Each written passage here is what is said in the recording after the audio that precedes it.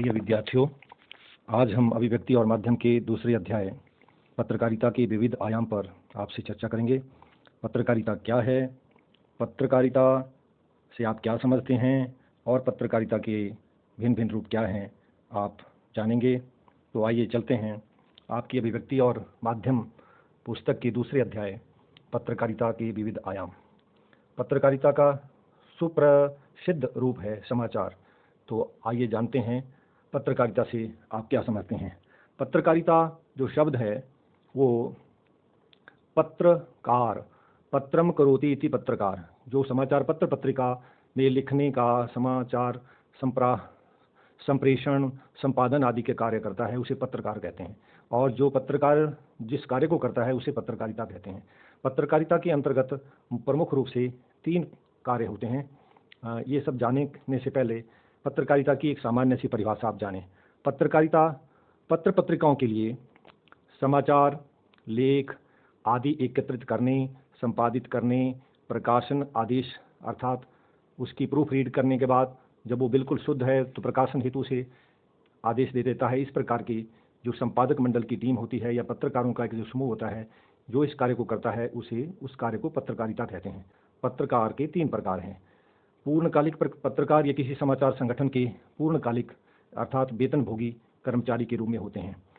और दूसरे जो पत्रकार होते हैं ये अंशकालिक पत्रकार होते हैं, जिसको हम सामान्य प्रचलित भाषा में पार्ट टाइम या स्ट्रिंगर कहते हैं पत्रकारिता की भाषा में। जैसा ये कार्य करते हैं उस कार्य के अनुसार इनका वेतन या इनका मानदेय जो है वो निश्चित होता है। तीसरे पत्रकार फ्रीलांसर या स्वतंत्र पत्रकार होते हैं। ये पत्रकारिता के क्षेत्र में अपना सानी मनवा चुके होते हैं, वर्षों से पत्रकारिता कर रहे होते हैं। तो ये अनेक समाचार संगठनों से जुड़े रहते हैं और प्रायः स्तंभ लेखन और विचार परक लेखन का कार्य करते हैं। और जिस तरह का ये लेखन करते हैं, जितना यह कार्य करते हैं उसके अनुसार इनका मानदेय या इनको वेतन दिया जाता है। तो पत्रकार जिस कार्य को करते हैं उसे पत्रकारिता कहते हैं। पत्रकारिता की सामान्यता आप सभी जानते हैं। पत्रकारिता आधुनिक हमारा जो सभ्यता है वर्तमान में एक प्रमुख व्यवसाय है, जिसमें समाचारों का एकत्रीकरण, समाचार लिखना, जानकारी एकत्रित करके हमारे गांव, शहर, आस पड़ोस, भारत, देश दुनिया की सारी खबर एकत्रित करना और उसे हम पाठकों तक पहुंचाना या फिर समाचार के मुख्यालय तक पहुंचाना, एकत्रित करके उसको मुख्यालय तक पहुंचाना, फिर उसे संपादित करना, उसको छपने योग्य बनाना और किसी समाचार पत्र पर उसकी सही तौर से व्यवस्थित तरीके से उसकी प्रस्तुति करना, उसकी वर्तनियों की अशुद्धियों को दूर करना, उसको छपने योग्य बनाना, ये सारा जो कार्य करते हैं उस कार्य को पत्रकारिता कहते हैं। आज के युग में पत्रकारिता के भी अनेक माध्यम हो गए हैं। आप जानते हैं समाचार पत्र पत्रिकाओं के अतिरिक्त रेडियो, दूरदर्शन और वेब पत्रकारिता, जिसे हम इंटरनेट पत्रकारिता भी कहते हैं, वेब पत्रकारिता, साइबर पत्रकारिता आदि नामों से पत्रकारिता जानी जाती है।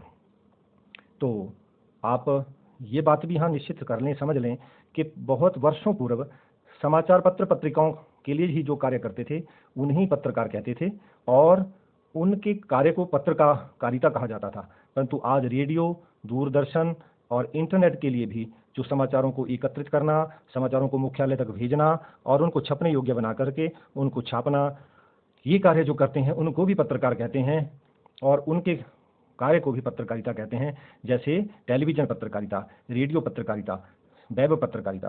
तो इस प्रकार आज बदलते हुए समय के अनुरूप जो पत्रकारिता है वो पत्रकारिता काफ़ी परिष्कृत, काफ़ी बदल गई है। तो मैं उम्मीद करता हूँ आप समझ गए होंगे पत्रकारिता किसे कहते हैं। और भी थोड़ा सा आप समझें, समाचारों को संकलित करना, इधर उधर से समाचारों को इकट्ठा करना, उनको मुख्यालय तक भेजना और मुख्यालय तक भेजने के बाद उनको वहाँ जो मुख्यालय में बैठे हुए जो गेट कीपर या संपादक मंडल हैं उसको छपने योग्य बनाते हैं, उसकी वर्तनियों को, अशुद्धियों को दूर करते हैं। समाचार पत्र के किस पृष्ठ पर कितने शब्दों में, कितने स्पेस में, कितनी जगह में उसको छपना है, ये निर्णय लेते हैं। इस प्रकार का कार्य करने वाले जो पत्रकार होते हैं उनके कार्य को देश दुनिया में घटने वाली घटनाओं को समाचार के रूप में परिवर्तित कर हम तक पहुंचाते हैं। इसके लिए वो रोज नित्य प्रति सूचनाओं का संकलन करते हैं और उन्हें समाचार के प्रारूप में, समाचार की शक्ल में ढालकर प्रस्तुत करते हैं, इस पूरी प्रक्रिया को पत्रकारिता कहते हैं। तो पत्रकारिता का जो सर्व प्रचलित स्वरूप है या पत्रकारिता के अंतर्गत जो सबसे अधिक ज़्यादा लिखने वाला जो स्वरूप है वो है समाचार। तो समाचार शब्द का शाब्दिक अर्थ है सम्यक प्रकार का आचरण। सम जमा आचार, आचार, आचार का मतलब आचरण, आचरण अर्थात हमारा सामान्य से हटकर कुछ विशेष प्रकार का जो आचरण है वो समाचार कहलाता है। अर्थात जिसमें कुछ नवीनता हो, जिसमें कुछ रोचकता हो, कुछ अनोखापन हो, हमारे जीवन को प्रभावित करने वाली हो, हमारे लिए उपयोगी हो, इस प्रकार की जो सम्यक कुछ सही तरीके की जो जानकारी होती है वो समाचार होता है। समाचार के लिए अंग्रेजी में शब्द होता है न्यूज़। न्यूज़, न्यूज़ शब्द जो है ये न्यू से बना है और जो न्यू शब्द है वो नोवा शब्द से बना है। न्यू और नोवा शब्द दोनों का अर्थ है नया, अर्थात जो नया है वो समाचार है। जब भी हम किसी से मिलते हैं तो हम बस यही कहते हैं या यही जानने के लिए उत्सुक रहते हैं, सुनाइए क्या आपके पास कोई नया ताज़ा, और सुनाइए कोई नया ताज़ा। तो इस प्रकार जो नया है वो समाचार है। तो जरा समाचार की सही जो परिभाषा है आप जानें। वैसे कुछ विद्वान जो हैं इस न्यूज़ शब्द की परिभाषा इस तरह भी करते हैं, नॉर्थ, ईस्ट, वेस्ट, साउथ, अर्थात उत्तर, पूरब, पश्चिम और दक्षिण, इन चारों दिशाओं में जो भी जानकारी हमारे आसपास, जो भी जानकारी, जो भी कुछ नया, निराला, अनोखा, हमारे जीवन को प्रभावित करने वाला जो भी कुछ है उसको हमारे सामने लिखित रूप में या मौखिक रूप में टेलीविज़न पर, रेडियो पर आदि तो किसी माध्यम से हमारे सामने प्रस्तुत करना समाचार है। तो समाचार की सामान्य परिभाषा है, जरा इस परिभाषा पर गौर करें, प्रेरक और उत्तेजित कर देने वाली ऐसी सूचना जो हमको प्रेरित करती है, उत्तेजित करती है, जिसको जान करके हम कुछ थोड़ा सा उत्तेजित हो जाते हैं। वो जानकारी जब हमको मिलती है तो उससे हम प्रभावित हो जाते हैं। ऐसी जो प्रत्येक सूचना है वो समाचार है।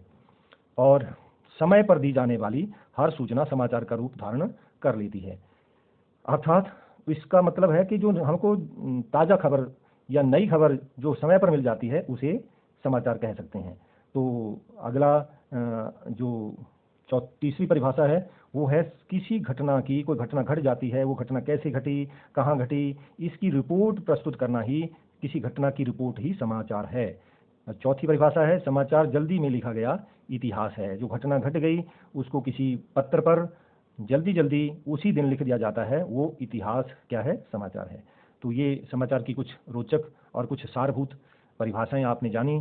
समाचार पत्र पत्रिका के लिए जो कार्य करने वाले प्रमुख व्यक्ति होते हैं उन्हें पत्रकार कहते हैं और पत्रकारिता इनका कार्य है।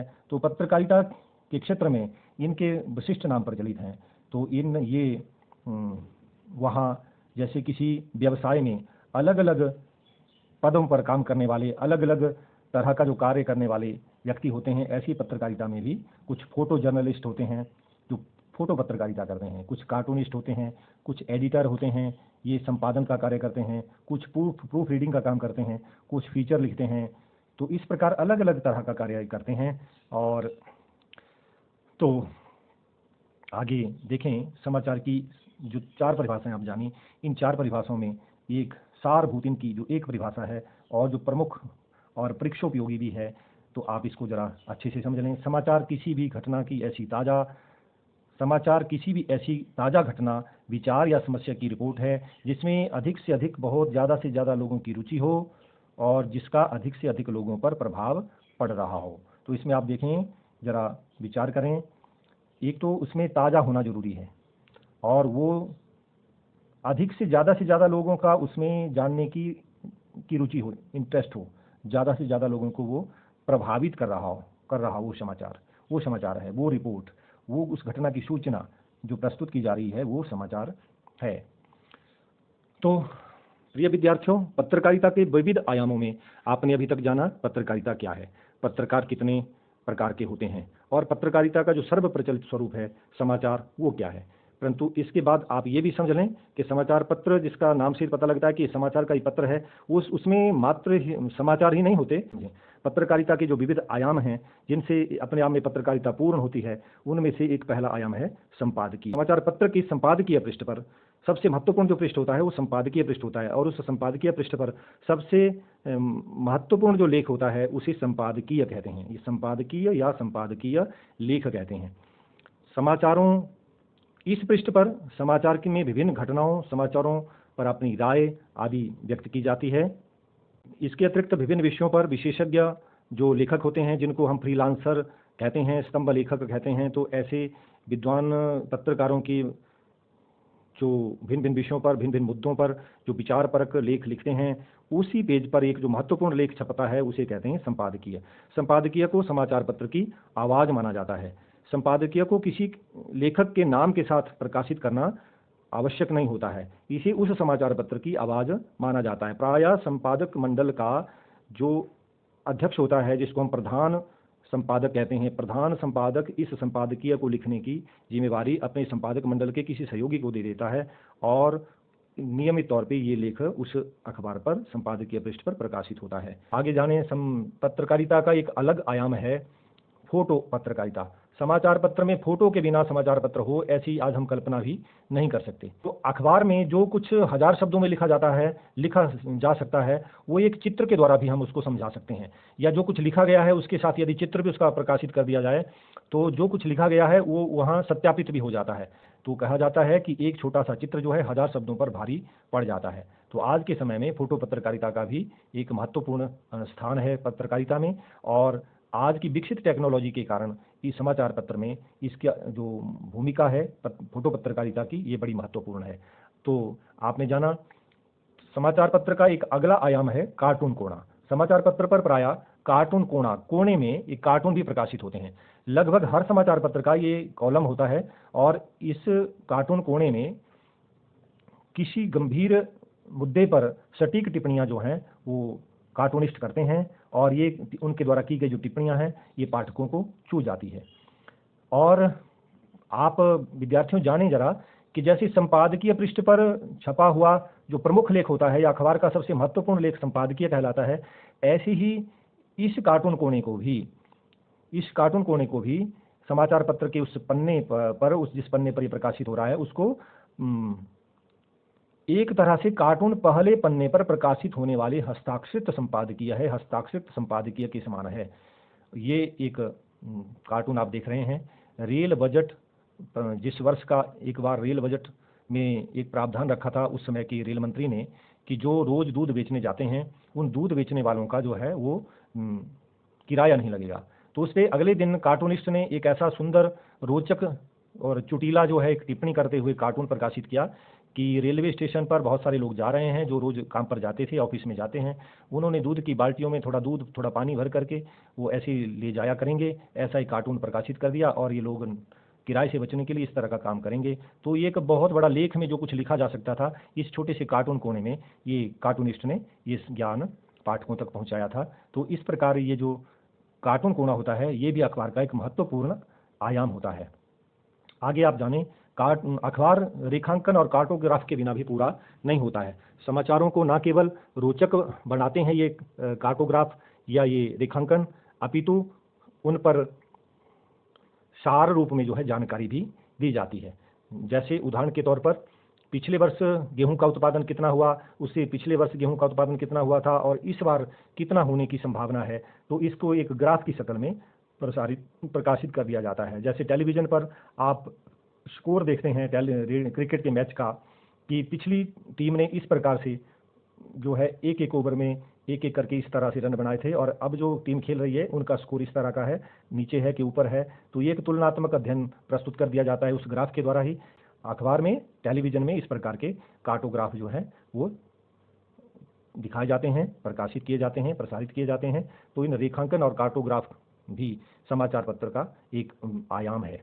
तो आप जान चुके हैं कि संपादकीय, कार्टून कोणा, फोटो पत्रकारिता, कार्टोग्राफ समाचार पत्र के विविध आयाम हैं, और इनमें सबसे जो अधिक प्रकाशित होता है वो है समाचार। तो समाचार प्रकाशित या लिखने की जो शैली होती है उसे भी आप जान लें, उल्टा पिरामिड शैली उसे कहते हैं। क्या कहते हैं?